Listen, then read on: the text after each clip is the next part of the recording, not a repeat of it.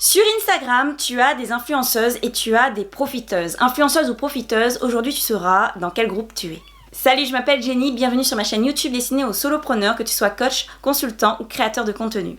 Il y a quelques temps, j'ai participé à une conférence pour femmes entrepreneurs. J'étais conférencière dans cette conférence et je devais intervenir sur les femmes qui investissent dans l'immobilier. Si tu as des questions sur ce sujet, n'hésite pas à les poser en commentaire. L'avantage après les conférences et quand tu es conférencière dans ce genre de conférence, c'est que tu participes aux soirées, aux cocktails, etc., etc. Et lors de ce cocktail, j'ai rencontré quelqu'un qui me parlait du monde des influenceuses, car elle savait que j'étais également influenceuse, et elle me disait clairement, textuellement, je cherche des influenceuses et pas des profiteuses. J'ai été très étonnée quand elle a prononcé ce mot, profiteuse, car je me suis demandé qu'est-ce que ça signifiait en fait. Qu'est-ce que c'est être profiteuse? Et je me suis juste posé la question, et je me suis même posé la question de savoir est-ce que je fais partie des profiteuses ou est-ce que je fais partie des influenceuses? Tu l'auras deviné, l'objectif de la vidéo d'aujourd'hui, c'est de te donner les éléments pour savoir si tu es une influenceuse ou une profiteuse. Tu es une profiteuse quand tu ne penses pas à ta communauté, c'est-à-dire que tu as un chiffre et ton objectif c'est de juste faire grossir ce chiffre et de ne pas prendre soin des gens qui sont derrière chaque chiffre. C'est un aspect tellement évident et également tellement difficile. Pourquoi? Parce que quand tu es sur Instagram, c'est un peu la course aux likes, la course aux abonnés. Tu as envie d'avoir les 10K parce que tu as envie d'avoir le swipe up. Tu as envie d'avoir un bon nombre parce que tu sais que les entreprises, elles vont regarder le nombre de personnes qui vont te suivre. C'est encore un fait.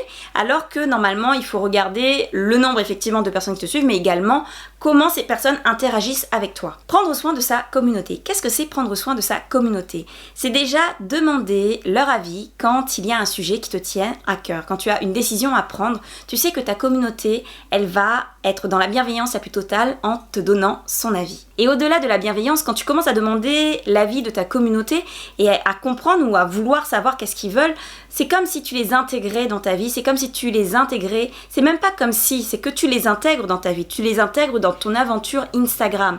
Comme ils prennent part à cette aventure, ils vont vouloir de plus en plus s'intégrer dans cette aventure qui est la tienne. Il y a aussi les jeux concours. Quand tu fais un jeu concours, vise toujours à ce que ce jeu concours corresponde à ta communauté. Personnellement, il m'est déjà arrivé de dire oui à quelque chose qui ne correspondait pas à ma communauté et je t'avoue que c'est l'unique fois pour laquelle j'avais dit oui et il m'est déjà arrivé aussi de dire non parce que ça ne correspond pas à ce que je fais et ça ne correspond pas non plus à ce que ma communauté, ce pourquoi ma communauté me suit. Et cela est super important surtout si tu es niché. D'ailleurs si tu ne sais pas comment te nicher ou si tu veux savoir si tu es bien niché, je t'invite à regarder cette vidéo. Pourquoi est-ce important? Parce que ceux qui te suivent, ils te suivent justement pour cette niche, ils te suivent pour une solution, ils te suivent pour un problème bien particulier. Si du jour au lendemain, tu arrêtes ce problème et tu vas régler d'autres problèmes, ils vont se sentir perdus et ils vont se sentir désintéressés parce que ce n'est pas pourquoi ils te suivent, c'est pourquoi tu dois prendre soin de ta communauté. Ne pas demander de code promo. Et ça, je fais référence à la discussion que j'ai eue avec la dame, car j'ai osé demander qu'est-ce que c'est une profiteuse pour toi. Elle est marketing manager et elle m'a expliqué qu'elle avait fait un événement où elle avait rassemblé plusieurs influenceuses, qu'il y a eu des cadeaux qui ont été offerts, qu'il y a eu quand même pas mal de choses et les seuls retours qu'elle a eu, elle, c'était juste des photos, peut-être des vidéos et elle a été très étonnée parce qu'elle était plus dans une démarche de vraiment d'influencing, on peut le dire. Et elle a été étonnée par le fait que personne n'ait demandé de code promo. Et elle m'a dit, ce sont clairement des profiteuses. À aucun moment elles ont pensé à leur communauté, à aucun moment elles ont pensé demander un code promo à la marque pour leur communauté. Et là, je t'avoue quelque chose, je me suis sentie profiteuse. J'ai déjà demandé des codes promo. J'ai également assisté à des événements où on ne me demandait rien et je ne demandais rien. Et j'avoue que je ne pensais pas forcément à ma communauté. Pourquoi? Parce que quand on commence, ce métier d'influenceuse ou d'influenceur peut te tomber sur les bras et ce titre peut être donné sans que tu le veuilles vraiment et du jour au lendemain on te dit tu es influenceuse. Et ce qui se passe c'est que toi tu n'as pas appris à être influenceuse. Tu ne sais pas ce que c'est être influenceuse. Je t'avoue que c'est l'une des raisons pour lesquelles je fais cette vidéo parce qu'on ne nous apprend pas ce métier d'influenceuse. Ce titre te vient à toi et tu n'as pas forcément demandé à l'être.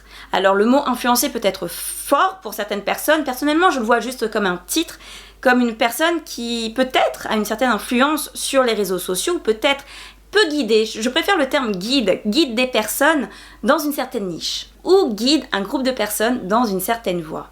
Alors pour mon cas à moi, il y a le sans sucre avec Jenny Léonie et il y a également les solopreneurs qui débutent et qui ne savent pas par où commencer. Je me vois comme un guide qui guide ces personnes-là en leur donnant des astuces et en leur permettant d'éviter des erreurs que j'ai commises.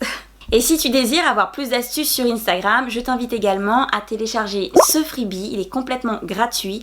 Tu vas sur ma page YouTube et tu cliques sur freebie et tu auras la petite formation gratuite.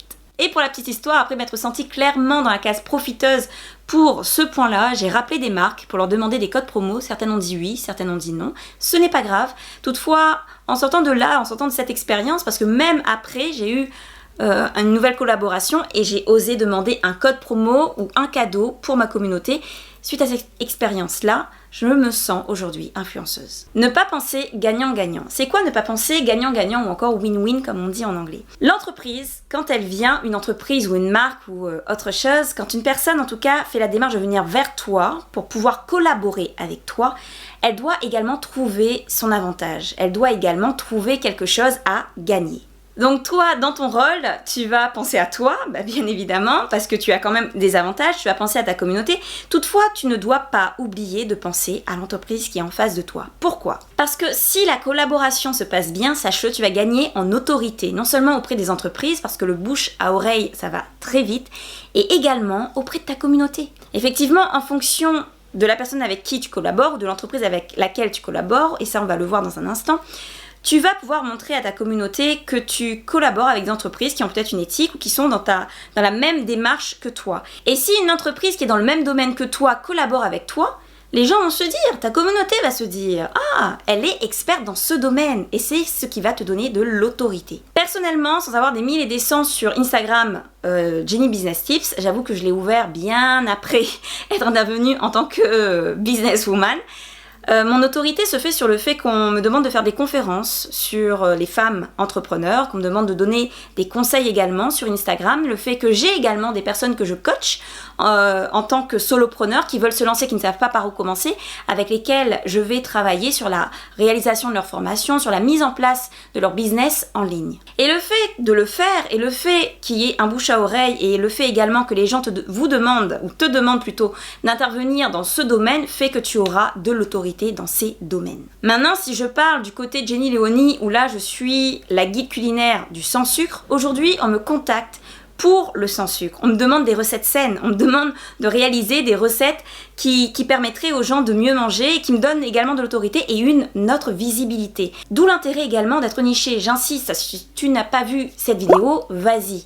Car le fait d'être niché te permettra d'avoir de l'autorité et d'être vu comme une experte dans un domaine bien particulier. Et pour revenir à l'entreprise et à cet esprit gagnant-gagnant, travaille de telle manière à montrer à l'entreprise que tu veux que cette collaboration fonctionne, que tu veux que cette collaboration puisse mener d'un point A, que tu puisses mener cette collaboration d'un point A à un point B. Et je peux te garantir, même si les résultats ne sont pas probants, le fait que tu t'investisses autant, tu seras remercié par l'entreprise et qui sait, elle te recommandera auprès d'autres entreprises ou auprès d'autres marques ou encore elle retravaillera avec toi. Parler de produits qui ne correspondent pas à ta ligne éditoriale. Alors, pour la petite anecdote, par rapport à Jenny Léonie, il m'est arrivé au début, comme je te l'avais dit, c'est la course au like, c'est la course aux invitations également. Dès qu'on est invité, on est très contente parce que ça y est, enfin on nous remarque.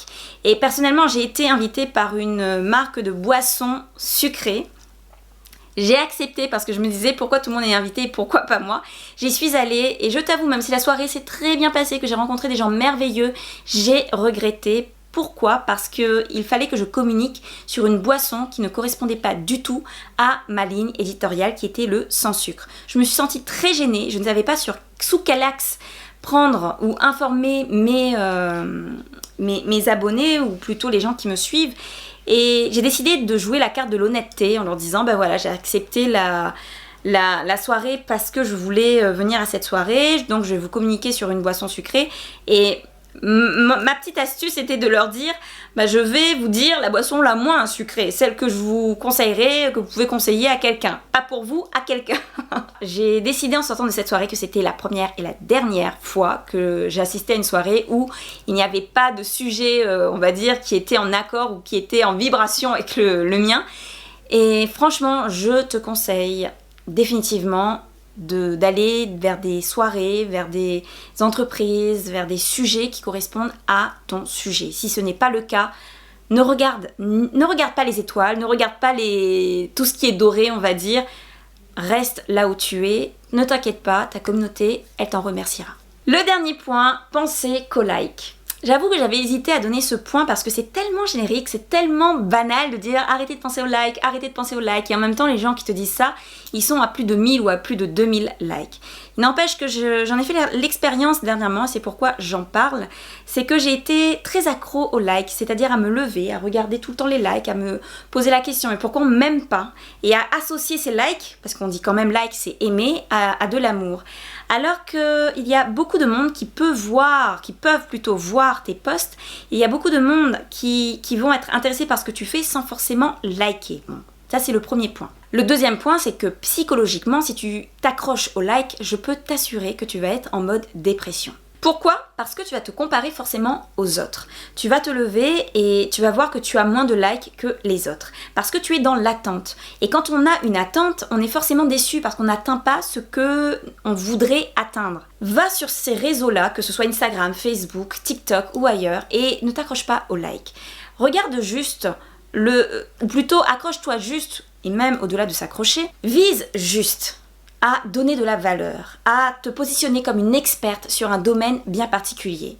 Peut-être que les résultats ne seront pas probants en ce moment, toutefois, je peux te l'assurer qu'avec le temps, on va te coller cette image d'experte, et même si tu n'as pas 10 000 likes, il y a des gens qui viendront te voir, et il y a une certaine communauté qui viendra te voir, une communauté très intéressante, une communauté qui est prête à être convertie en prospect et peut-être en client, à condition que ce que tu fasses soit en accord avec ce que tu vis, et également soit en accord avec tes principes. Ne sois pas là-bas que pour le business, et ne sois pas là-bas non plus, là-bas je parle de réseau social bien entendu, ne sois pas sur un réseau social que pour le business, ne sois pas sur un réseau social juste pour des likes, pour avoir on va dire la gloire, sois vraiment sur un réseau social parce que tu as envie de vivre d'une activité qui te tient à cœur et que tu as envie de donner aux gens, tu as envie de partager aux gens et tu as envie de les aider avant tout. Certaines personnes vont me dire c'est facile pour toi de dire ça puisque toi tu as des abonnés, toi tu as des likes, tu as des choses comme ça. Le résultat qui me fait vraiment plaisir, j'ai envie de même dire les résultats, ce sont les gens qui m'écrivent des messages pour me remercier, les gens avec qui j'ai de belles discussions parce qu'il m'arrive de discuter avec mes abonnés et également le fait que j'ai des clientes et des clients satisfaits. Dans la prochaine vidéo, je te parlerai des erreurs d'entrepreneurs que j'ai commises et pas n'importe lesquelles, celles qui m'ont fait perdre de l'argent et quand tu débutes, je peux t'assurer l'argent c'est une denrée rare, on va dire. Je vais te partager tout ça. Si ces conseils t'ont plu, je t'invite à t'abonner à cette chaîne et également à cliquer sur la clochette pour être averti quand je sors une nouvelle vidéo. Je te remercie d'avoir regardé cette vidéo jusqu'au bout. Je te souhaite une belle vie, de beaux projets et de cartonner. À la prochaine.